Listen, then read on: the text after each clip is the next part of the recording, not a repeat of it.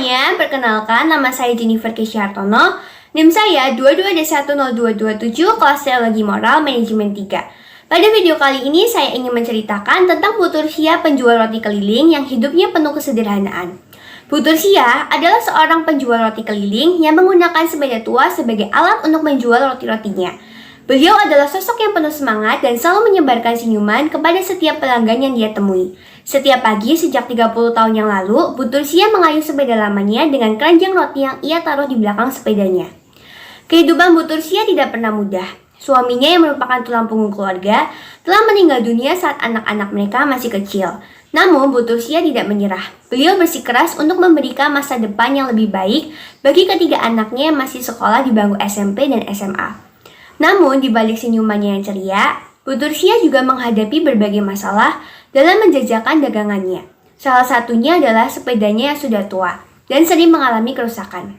Setiap kali sepedanya rusak, Bu Tursia kesulitan untuk melanjutkan perjalanan dan menjual roti-rotinya. Beliau merasa sedih dan frustasi karena hal ini menghambat usahanya.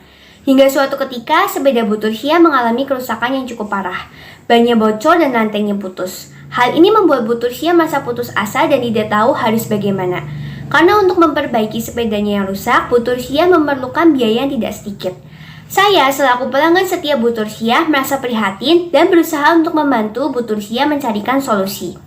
Kemudian saya menceritakan masalah yang dihadapi oleh Bu Tursia kepada para pelanggan setia Bu Tursia lainnya yang juga saya kenal.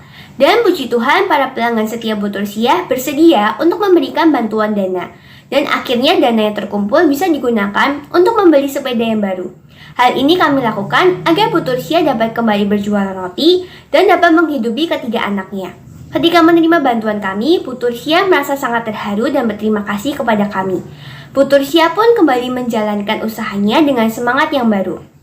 Tidak hanya itu, saya juga bekerja sama dengan para pelanggan setia Bu Tursia yang lainnya untuk membantu Bu Tursia dengan mempromosikan usahanya kepada teman-teman dan keluarga kami.